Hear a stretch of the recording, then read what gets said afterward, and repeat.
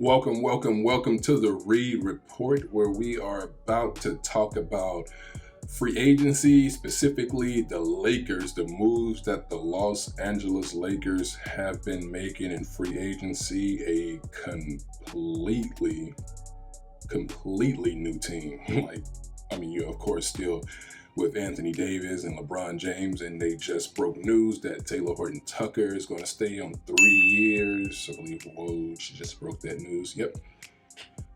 So free agency started yesterday, early evening, and people are getting paid. Young homies get paid.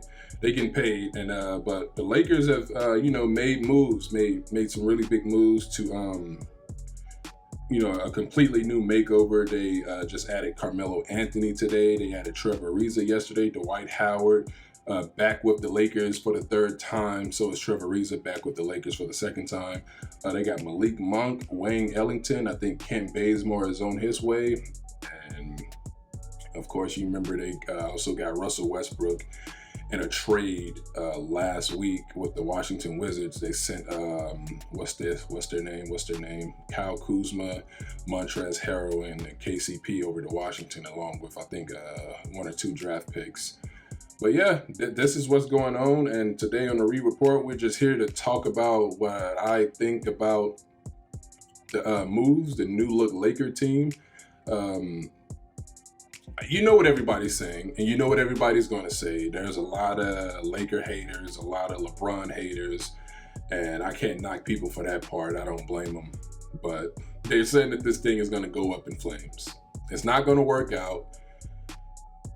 They're going to be terrible. They'll make the playoffs, but they'll probably lose in the second round. They'll probably make it to the Western Conference Finals, and they'll probably lose. But it's going to go up in flames because they're not going to have chemistry. They're too old. Just a lot of things. You know, the typical things people say when the Lakers make moves in free agency. And in the past, they've been rightfully criticized. So don't get me wrong. I'm not some fanboy who think that the Lakers do nothing wrong. They have been criticized, but I'm here to tell you why I don't have a problem with this. Why also I think this team is going to work out. But first, see, the reason this doesn't bother me is because this is what the Lakers do. This is what they do. They gamble like this. I mean, even when you go back to 2004, they added Gary Payton, they added Carmelo, and of course, this wasn't the Gary Payton of the 90s Seattle, and this definitely wasn't the Carmelo of the, 90s Utah Jazz. They were older. And the Lakers gambled with that, and they went to the finals. I know Malone was injured a lot during that season, but they went to the finals, lost to Detroit, and even when you think about, not too long ago, signing Luol Deng, Timothy Mozgov. Of course, they signed Luol Deng and Timothy Mozgov to just some ridiculous deals. No Laker fan looked at those deals and be like, oh, they're starting to build something. It's like, no, pieces like this, like those guys, will not work out unless you already have a team around them, a team already in place.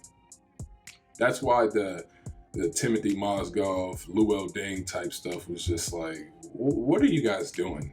What are you doing here? Why are you doing this? It works here because they already have LeBron. They already have Anthony Davis. They just added Russell Westbrook.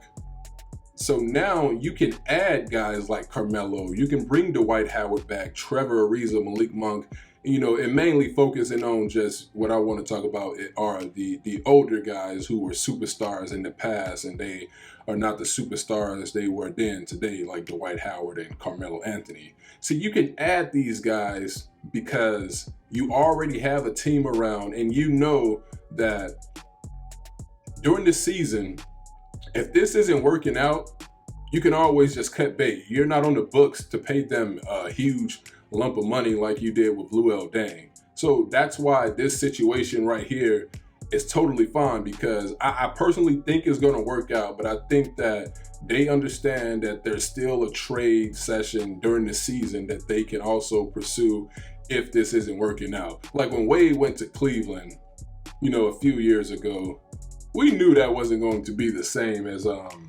Wade and LeBron in Miami. We've never seen, and Carmelo playing with LeBron isn't going to be, they've never played together in the NBA.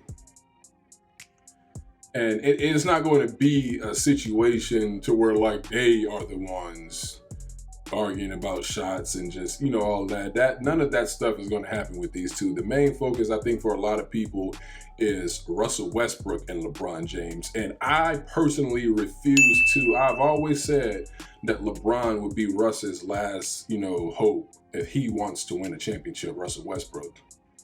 Because I think if anybody can help Russ with the pace of the game, because LeBron likes to play at a pace, people think it's not going to work because they play with two different styles. Russ is fast-paced, go now. LeBron is like, let's slow it down, scan the floor, and do this and that. I don't know why they didn't do that with Phoenix. But anyway, this is I think it's going to work out because I don't think LeBron will put himself, in a situation if he didn't already speak with Russ before this. This wasn't a decision that was made without the organization letting LeBron know, of course. So, of course, LeBron James was aware about this. He and Russ spoke, I'm assuming, and they understand what people are saying about them, and Russ understands the position he's in. He understands we have to play a lot over the summer. All of us have to get together and run and just, before we start back training camp to build chemistry. Because, Russ got all the accomplishments, all-star MVP, Olympic, MVP award, league MVP. He's been to a finals, but he's never won. And he know that if he wins this championship, he's going to have a lot to say to people who has come for him in the past. And I'm one of them. And he will be wrong when he does because people were right. You have all of this, but you don't have a chip. But I think in order for the Lakers to really make this work, and of course LeBron's ego will not allow it, he have to be the guy to help Russ control the pace. But if LeBron James takes a back seat, which he will not do, we know that. If he takes a back, this thing have to be about Russell Westbrook and AD connecting, pick and roll, the alley-oops and all of that. LeBron is going to get his assist and all of that as well. But this has to be, I think if you can have LeBron in a position to where he's there for Russ and he's helping Russ control the pace of the game, letting him know to slow down and just setting up, and you make this, you make the face of it AD and Russell Westbrook, I think this will work wonders.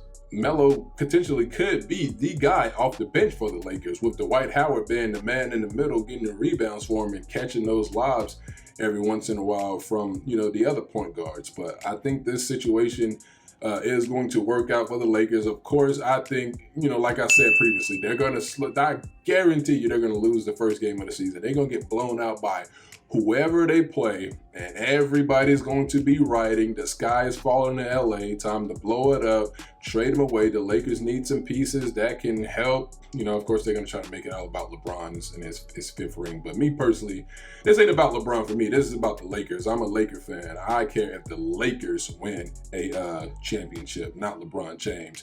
But they're going to get off to a slow start, and I just can't wait to see, how see what everybody's going to say about it. Again, a lot of stuff been happening. The Bulls, I think, are building a playoff team.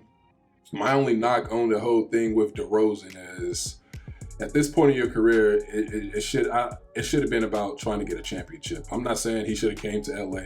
I'm telling you guys, I'm not that guy. I don't care, to be honest. I don't care if he came to LA or not. But he should have went somewhere where he could try to compete, because yes, the Bulls, I think, are going to make a run for the playoffs, but they're not going to be a championship team. Milwaukee, Brooklyn, and I can't even say Philly right now because Ben Simmons was just so bad. But that's my only knock. DeRozen went. He we knew that he would leave. If he came to the Lakers just couldn't afford him. He would have to take a massive pay cut to come to LA to play with the Lakers. But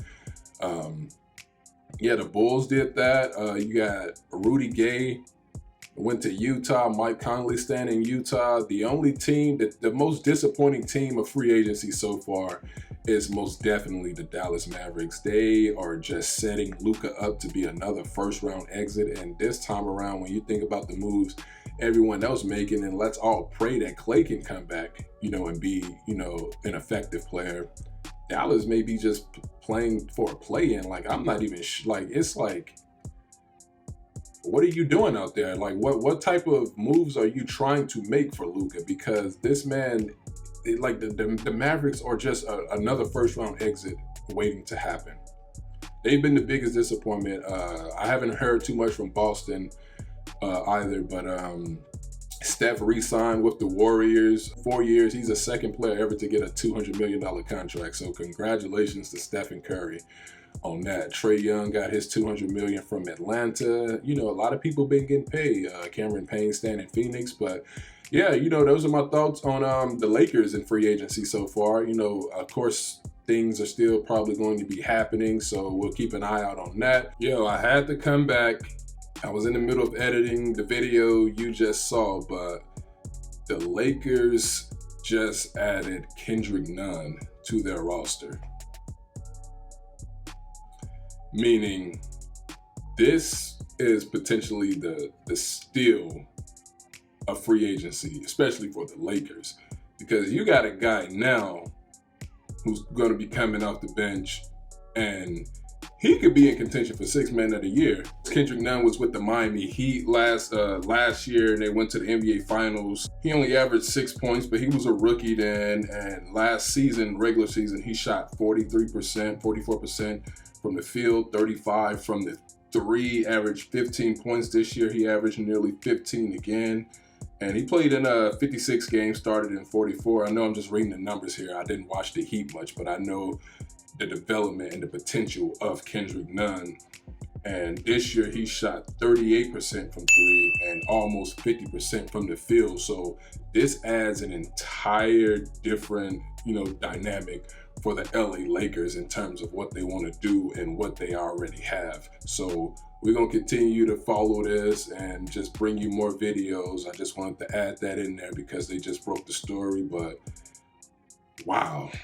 Thank you guys for hearing me out. I appreciate you for listening. Appreciate the support. Until then, peace.